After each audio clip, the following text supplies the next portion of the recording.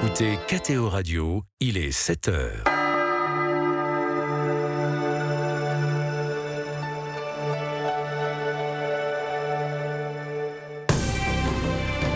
L'invité de la matinale.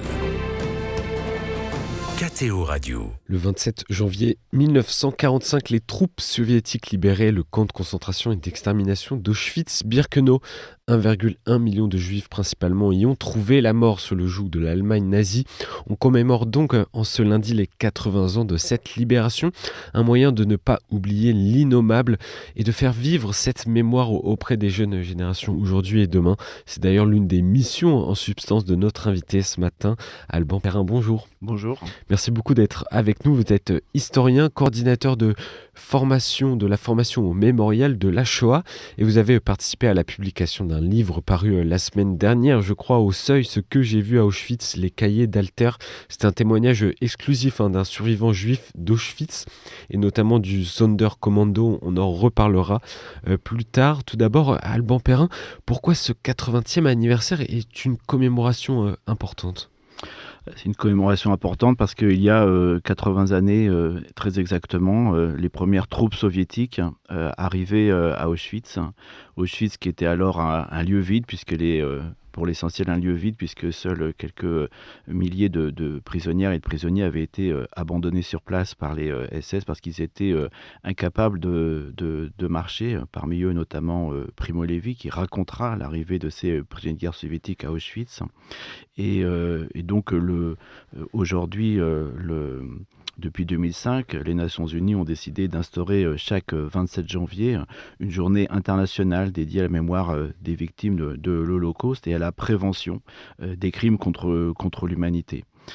Pendant toute la période communiste, les commémorations en Pologne et à Auschwitz étaient essentiellement des commémorations polonaises, avec une grille idéologique qui n'a plus cours aujourd'hui. Et les premières commémorations importantes sont intervenues après la chute du mur, notamment en 1995 pour les 50 ans de l'arrivée des troupes soviétiques à Auschwitz.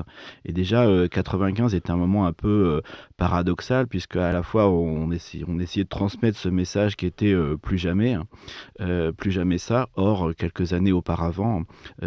mois auparavant, s'était déroulé le génocide des Tutsis du Rwanda, et qu'en 95, c'est aussi l'année de crimes de guerre et de crimes contre l'humanité en Bosnie, notamment à Srebrenica, massacre qui a été qualifié de génocide par le tribunal. Donc ce 27 janvier, c'est à la fois une date à laquelle il faut se souvenir, mais aussi un point de vigilance, parce qu'il ne suffit pas de répandre une injonction de la mémoire tout en fermant les yeux sur ce qui se passe autour de nous. Il y a aussi quelques survivants de ces camps qui sont encore vivants, dont on a encore la possibilité de pouvoir écouter le témoignage. Pourquoi c'est important de l'écouter ? Quel est le sens de ces derniers témoignages aujourd'hui ? Oui, c'est vrai que moi, quand je suis arrivé au mémorial il y a une vingtaine d'années, on avait encore la chance, lorsqu'on allait notamment sur le site d'Auschwitz avec des élèves, d'être accompagnés souvent même par 2 rescapés, hommes ou femmes, du site d'Auschwitz. Aujourd'hui, leur nombre se réduit progressivement, malheureusement. Et en décembre dernier, on était à l'enterrement au Père-Lachaise de notre ami Henri Borland, qui a été déporté le 20 janvier 1942 à l'âge de 15 ans depuis la gare d'Angers-Saint-Lô. Et puis après d'ailleurs avoir été interné au grand séminaire d'Angers après les rafles qui avaient été commis notamment avec le concours de la police française. Et puis donc il reste plus qu'une petite poignée de survivants encore en vie, notamment notre amie Ginette Kolinka, qui est née le 4 février 1925 et qui va donc nous l'espérons tous fêter dans quelques jours son 100e anniversaire. Et donc aujourd'hui ces rescapés ne sont plus qu'une poignée, et que ceux qui restent sont presque centenaires. C'est à nous de porter cette connaissance, cette transmission. Vous travaillez auprès des professeurs, à augmenter, en tout cas à faire vivre en tout cas la formation auprès des professeurs de collège, de lycée au mémorial de la Shoah. Donc vous travaillez avec ces professeurs auprès des jeunes indirectement, et également comment ces jeunes aujourd'hui et ces professeurs appréhendent-ils l'histoire du génocide juif ?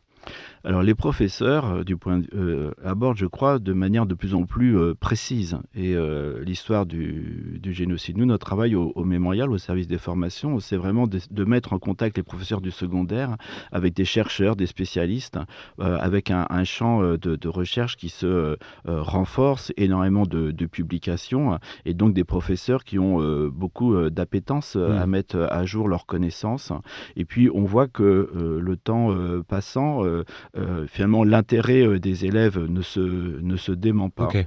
L'intérêt des élèves ne se dément pas. En revanche, ce qui est certain, c'est que pour les gens de ma génération qui ont 50 ans aujourd'hui, nos grands-parents, même s'ils n'étaient pas directement concernés par la Shoah, avaient vécu la Seconde Guerre mondiale. Moi, j'ai un grand-père qui était STO, l'autre qui était prisonnier de guerre, hein. Et donc, mais cette génération-là, ils sont partis dans les années 90. Donc, les gens qui naissent aujourd'hui, eh bien, l'histoire de l'assassinat des Juifs d'Europe leur paraît quand même comme quelque chose d'assez lointain et théorique. Et donc, c'est important de ne pas perdre ce jalon et cette vigilance. Mais dans l'ensemble, les professeurs nous disent que c'est une question qui, au contraire, suscite de l'intérêt auprès des élèves. Et pourquoi est-ce particulièrement important de transmettre cette mémoire à ces jeunes aujourd'hui ? Pour comprendre les mécanismes qui mènent d'un discours de haine, de rejet, de construction d'un ennemi totalement imaginaire à l'assassinat. C'est effroyable et pourtant presque fascinant du point de vue des sciences sociales de se dire que les nazis se sont donné un mal fou pour assassiner des gens qui en réalité ne représentaient aucune menace sur le plan militaire, pour tuer des gens qui pour l'essentiel étaient des civils dont ils étaient pourtant convaincus qu'ils étaient les ennemis du Reich et que derrière tous les ennemis militaires de l'Allemagne, les Britanniques, les Américains, les Soviétiques et leurs alliés, il y avait une espèce de complot mondial des Juifs pour détruire l'Allemagne. Et donc ces mécanismes qui mènent de la haine au meurtre, malheureusement, nous invitent à la vigilance aujourd'hui. On s'aperçoit que l'injonction de la mémoire, du souvenir, ou le fait qu'au lendemain de la Seconde Guerre mondiale, l'antisémitisme pouvait apparaître comme totalement disqualifié, n'empêche pas aujourd'hui, notamment sur fond de conflit au Proche-Orient, la résurgence d'une imagerie même antisémite que l'on croyait disparue. J'ajouterai à ça qu'à l'heure des réseaux sociaux, de l'intelligence artificielle et de la déformation de l'information, il est très important de lutter contre ces discours de haine, qu'ils visent les Juifs ou d'autres groupes de personnes. Sur la question de la mémoire, Alban Perrin, il y a des questions éthiques qui se posent sur la préservation, la rénovation des camps de concentration nazis comme à Auschwitz. Avec les effets du temps, ces lieux forcément s'abîment. Faut-il les maintenir ? Faut-il continuer à injecter de l'argent pour les préserver et continuer les travaux pour maintenir ces lieux vivants ? C'est une question qui se pose en particulier à Auschwitz, où jusqu'au début des années 2000, il y avait environ 500 000 visiteurs, enfin le terme est un peu maladroit, 5 000 visiteurs par an, 500 000 visiteurs par an, et aujourd'hui, bilan 2024, 1 800 000 personnes qui se sont rendues sur le site d'Auschwitz. Donc au milieu des années 2000, le directeur du musée, Piotr Tsiwinski, a lancé la création d'une fondation, la fondation Auschwitz, qui est dotée d'un capital important dont les intérêts permettent de réaliser des travaux. Et ces travaux, ils sont d'autant plus nécessaires que Birkenau en particulier est un camp qui a été construit hâtivement à partir de l'automne 41 sur un sol marécageux et que notamment à Birkenau, dans le fond de Birkenau, il y a les vestiges des installations de mise à mort et d'incinération des corps, les fameux chambres à gaz crématoires, les crématoires de Birkenau, que les principaux ont été construits en sous-sol, qu'ils menacent de s'effondrer définitivement. Or, autour de ces lieux, on peut vraiment faire, lorsqu'on est avec des professeurs, avec des élèves, un travail pédagogique essentiel pour essayer de leur faire comprendre ce qu'a été l'industrie de la mort, et ça n'est pas une métaphore de le dire, c'est-à-dire qu'il y a vraiment une rationalisation du crime, mise en forme technique du crime dont on peut rendre directement compte lorsqu'on est au bord de ces ruines. Ça apporte particulièrement de substance et d'intérêt d'apprendre cette histoire directement sur ces lieux. Oui, parce que notamment, je me place d'un point de vue de la formation des professeurs. Dans le manuel scolaire, il y a des plans du camp de Birkenau. Et lorsqu'on va avec des professeurs sur les lieux, eh bien, on arpente avec le lieu. C'est-à-dire qu'ils voient matériellement quelle était la distance entre la rampe d'arrivée des convois et les bâtiments des premières chambres à gaz, quelle était l'étendue des secteurs concentrationnaires et quelle était la fonction dévolue à chaque... Ils comprennent aussi l'étendue du lieu, la distance qu'il y avait entre Birkenau et Auschwitz I. Et ce qu'on essaye de leur faire comprendre sur place et qui est très spécifique à Auschwitz, c'est l'articulation entre un immense complexe concentrationnaire et un centre de mise à mort à l'écart où l'immense majorité des déportés juifs étaient immédiatement assassinés. Donc conserver le lieu est extrêmement important et dans une certaine mesure, la problématique que vous soulevez, eh bien, on la rencontre aussi en France dans un lieu comme Oradour-sur-Glane, où le village a été systématiquement détruit, incendié après le massacre de ses habitants.